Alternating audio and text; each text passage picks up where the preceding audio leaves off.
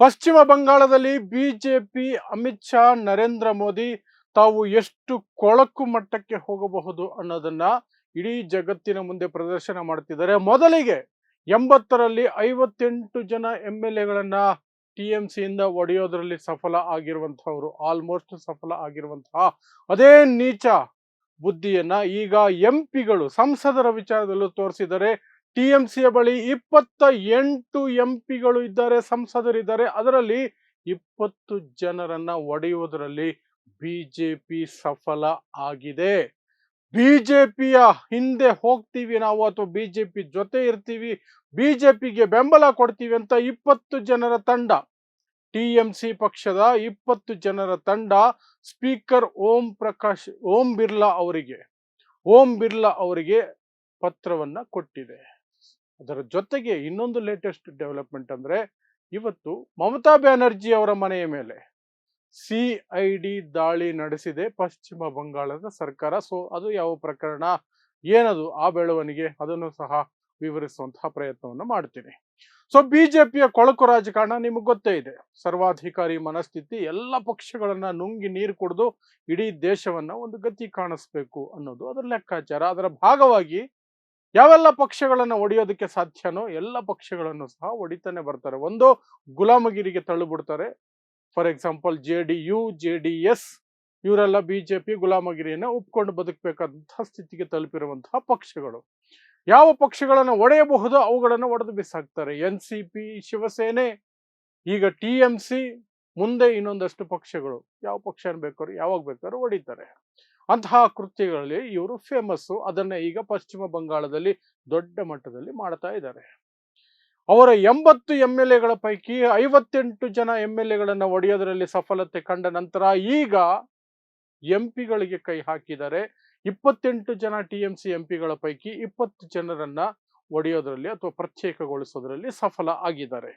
So ಅವರೆಲ್ಲ ಕಕೋಲಿ ಘೋಷ್ ದಸ್ತಿದಾರ್ ಅನ್ನುವಂತಹ madam, TMC MP, ಅವರ ನೇತೃತ್ವದಲ್ಲಿ ಒಂದು 20 ಜನ TMC ಎಂಪಿಗಳು ಸ್ಪೀಕರ್ ಓಂ ಬಿರ್ಲಾ ಅವರಿಗೆ ಅರ್ಜಿಯನ್ನ ಕೊಟ್ಟಿದ್ದಾರೆ. ನಾವು ಬಿಜೆಪಿಯನ್ನ ಬೆಂಬಲಿಸ್ತೀವಿ ಅಂತ. ಏನಿದು ಲೆಕ್ಕಾಚಾರ? ಬಿಜೆಪಿ ಯಾಕೆ ಇಷ್ಟು ಬರಗೆಟ್ಟ ಹಾಗೆ ಎಲ್ಲೆಲ್ಲಿ ಯಾರ್ಯಾರು ಸಿಕ್ಕರು ಬಾಚ್ಕೊಂಡು ಬರ್ತಾ ಇದೆ ಅಂದ್ರೆ, 2/3 ಮೆಜಾರಿಟಿ ಬೇಕು. ಮೊನ್ನೆ ಡಿಲಿಮಿಟೇಷನ್ ಬಿಲ್ ಬಿದ್ದೋಯ್ತಲ್ಲ, ಮಹಿಳಾ ಮೀಸಲಾತಿ ಅಂತ ಸುಳ್ಳು ಹೇಳಿ ಆ ಮುಸುಕಿನಲ್ಲಿ ಡಿಲಿಮಿಟೇಷನ್ ಬಿಲ್ ನ ತಳ್ಳೋದಕ್ಕೆ ಪ್ರಯತ್ನ ಪಟ್ಟು ಸೋಲುಂಡಿದ್ರಲ್ಲ ಮೋದಿ, ಅಮಿತ್ ಶಾ. ಅಂತಹ ಬಿಲ್ಗಳು ಪಾಸ್ ಆಗಬೇಕು ಅಂದ್ರೆ 2/3 ಮೆಜಾರಿಟಿ ಬೇಕಾಗುತ್ತೆ. 3ರಲ್ಲಿ 2 ಭಾಗ ಅವರಿಗೆ ಸಪೋರ್ಟ್ ಮಾಡಬೇಕಾಗುತ್ತೆ. ಆ ನಂಬರ್ಸ್ ಇಲ್ಲ. 2024 ಎಲೆಕ್ಷನ್ ಅಲ್ಲಿ ಬಿಜೆಪಿಗೆ ಬಹುಮತ ಬರಲಿಲ್ಲ, ಮೋದಿಗೆ ಬಹುಮತ ಬರಲಿಲ್ಲ. ಈ ದೇಶದ ಜನ ಅವರ ಬಾಲ ಕಟ್ ಮಾಡಿದ್ರು. 240ಕ್ಕೆ ನಿಲ್ಸಿದ್ರು. 272 ಬಹುಮತ.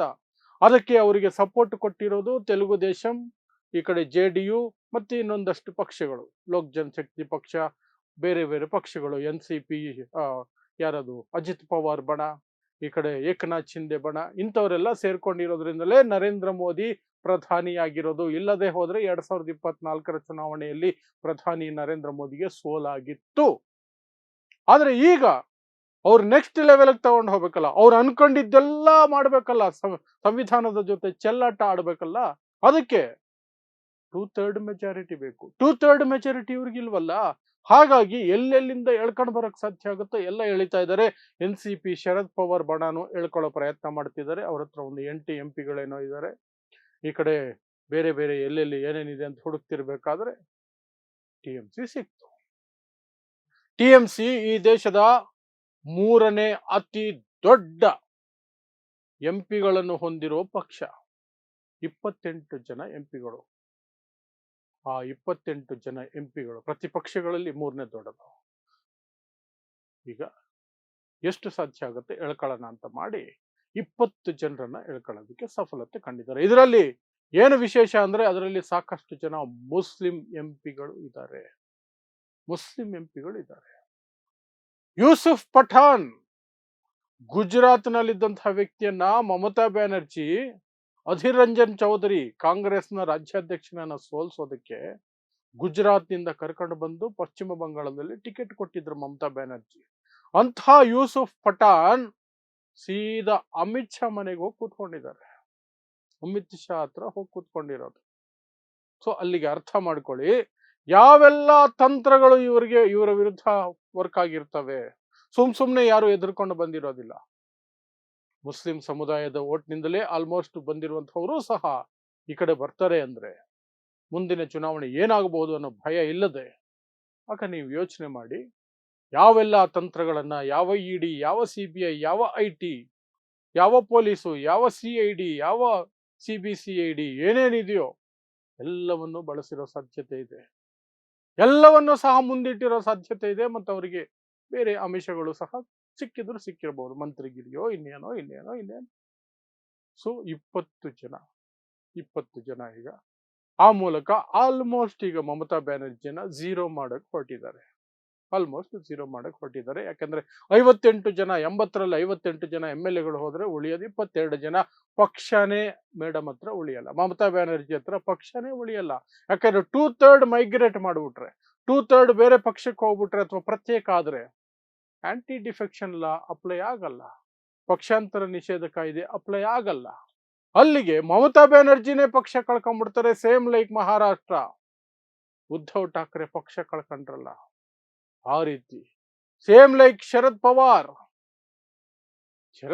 ಕಟ್ಟಿದ ಪಕ್ಷವನ್ನ ಶರದ್ ಪವಾರ್ ಗೆಲ್ದಂಗ್ ಮಾಡಿದ್ರಲ್ಲ ಆ ರೀತಿ ಈಗ ಮಮತಾ ಬ್ಯಾನರ್ಜಿ ಕಟ್ಟಿದ ಬೆಳೆಸಿದ ಹಿಡಿತದಲ್ಲಿ ಇಟ್ಕೊಂಡಿದ್ದಂತಹ ಪಕ್ಷ ಈಗ ಮಮತಾ ಬ್ಯಾನರ್ಜಿಗೆ ಇಲ್ಲದೆ ಹೋಗುವ ಎಲ್ಲ ಸಾಧ್ಯತೆಗಳು ಇದೆ. ಮಮತಾ ಬ್ಯಾನರ್ಜಿಯನ್ನೇ ಕಿತ್ತು ಬಿಸಾಕುವ ಪಕ್ಷದಿಂದ ಸಾಧ್ಯತೆಗಳಿದ್ದಾವೆ. ಯಾಕಂದ್ರೆ 2/3 ಈ ಕಡೆ ಬಂದ ಮೇಲೆ ಅಧಿಕೃತವಾಗಿ ಇವರೇ ಆ ಪಕ್ಷ ಆಗ್ಬಿಡ್ತಾರೆ. ಇನ್ನು ಬಿಟ್ಟು ಹೋಗ್ತಿರೋರು ಏನಾದ್ರೂ ಒಂದು ಸಬೂಬು ಹೇಳ್ಬೇಕಲ್ಲ. ಅವ್ರು ಹೇಳ್ತಾ ಇರೋ ಸಬೂಬು ಏನು ಅಂದ್ರೆ ಮಮತಾ ಬ್ಯಾನರ್ಜಿ ಸಿಕ್ಕಾಪಟ್ಟೆ ಭ್ರಷ್ಟಾಚಾರ ಮಾಡೋದಕ್ಕೆ ಅವಕಾಶ ಮಾಡಿಕೊಟ್ರು, ಸಿಕ್ಕಾಪಟ್ಟೆ ಗೂಂಡಾಗಿರಿ ಮಾಡೋದಕ್ಕೆ ಅವಕಾಶ ಮಾಡಿಕೊಟ್ರು, ಕೆಟ್ಟ ಆಡಳಿತ ನಡೆಸಿದ್ರು. ಅದು ಇವಾಗ ಹೇಳ್ತಿದ್ದಾರೆ. 15 ವರ್ಷ ಚೆನ್ನಾಗಿ ಅಧಿಕಾರ ಅನುಭವಿಸಿ ಈಗ ಹೇಳ್ತಿರೋದು ಮಮತಾ ಬ್ಯಾನರ್ಜಿ ಸರಿ ಇಲ್ಲ. ಅಭಿಜಿತ್ ಬ್ಯಾನರ್ಜಿ ಮಮತಾ ಬ್ಯಾನರ್ಜಿ ಸಂಬಂಧಿ, ಅವ್ರಿಗೆ ಹೆಚ್ಚು ಅಧಿಕಾರ ಕೊಟ್ಟಿರೋದು. ಅವ್ರು ನಮ್ಮೆಲ್ಲ ದಬಾಯಿಸ್ತಾ ಇದ್ರು, ದೌರ್ಜನ್ಯ ನಡೆಸ್ತಾ ಇದ್ರು. ಈ ಕತೆಗಳನ್ನ ಕಟ್ಟಿ ಈಗ ಪಕ್ಷದಿಂದ ಹೊರಗಡೆ ಬರ್ತಿದೀವಿ, ಅಥವಾ ಹೊರಗಡೆ ಬರ್ತಿಲ್ಲ, ನಾವೇ ಪಕ್ಷ ಅವರನ್ನೇ ಹೊರಗಡೆ ಆಗ್ತೀವಿ ಅನ್ನೋ ರೀತಿಯಲ್ಲಿ ನಾವೇ ಆಕ್ಚುಲಿ ಪಕ್ಷ 2/3 ಇದ್ದೀವಿ ಅಂತ ಈ ಕಡೆ ಬಂದು ಕೂತಿದ್ದಾರೆ. ಇದರ ನಡುವೆ ಮಮತಾ ಬ್ಯಾನರ್ಜಿ ಮನೆಗೆ ಇವತ್ತು ಸಿಐಡಿ ತಂತು. ಯಾವುದು ಫ್ರಾಡ್ ಸಿಗ್ನೇಚರ್ ಕೇಸ್ ಪ್ರಕರಣ ಇದು.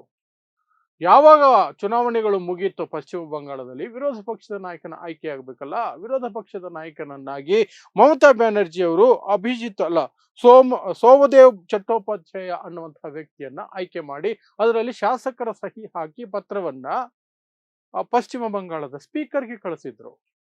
ಆದ್ರೆ ಅದರಲ್ಲಿದ್ದಂತಹ ಸಾಕಷ್ಟು MLAಗಳು ಬಂದು ನಾವು ಸಿಗ್ನೇಚರ್ ಹಾಕ್ಲಿಲ್ಲ, ನಮ್ಮ ಸಿಗ್ನೇಚರ್ ಫೋರ್ಜರಿ ಆಗಿದೆ ಅಂತ ಅಂದ್ಬಿಟ್ರು. ಬಟ್ TMC ಹೇಳ್ತಾ ಇದೆ ಅದು ಪಕ್ಷದ ಕಚೇರಿಯಲ್ಲೇ ಕೂರಿಸ್ಕೊಂಡು ಸಿಗ್ನೇಚರ್ ಹಾಕಿದ್ದು. ಮಮತಾ ಬ್ಯಾನರ್ಜಿ ಹೇಳಿದಾಗ ಒಪ್ಕೊಂಡಿದ್ರು, ಚಟ್ಟೋಪಾಧ್ಯಾಯನ ಲೀಡರ್ ಆಫ್ ಅಪೋಸಿಷನ್ ಅಂತ.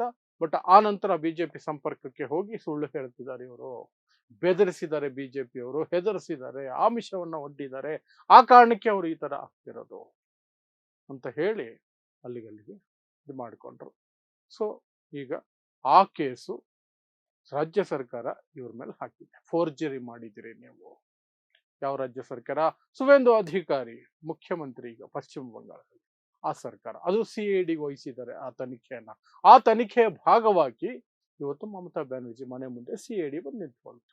ಅಲ್ಲಿ ಮಮತಾ ಬ್ಯಾನರ್ಜಿ ಬೆಂಬಲಿಗರು, ನಾಯಕರು ಎಲ್ಲ ಬಂದು ಅಡ್ಡ ನಿಂತ್ಕೊಂಡ್ರು. ನಾವು ಬಿಡೋದಿಲ್ಲ. ಮಮತಾ ಬ್ಯಾನರ್ಜಿ ದೆಹಲಿಯಲ್ಲಿದ್ದಾರೆ, ಇಲ್ಲಿ ಅಭಿಷೇಕ್ ಬ್ಯಾನರ್ಜಿ ಇಲ್ಲಿಲ್ಲ.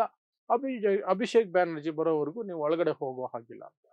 ಆಮೇಲೆ ಅಭಿಷೇಕ್ ಬ್ಯಾನರ್ಜಿ ಬಂದಾದ್ಮೇಲೆ ಒಂದಷ್ಟು ಏನೋ ತನಿಖೆ ನಡೆಸ್ತಿದ್ದಾರೆ.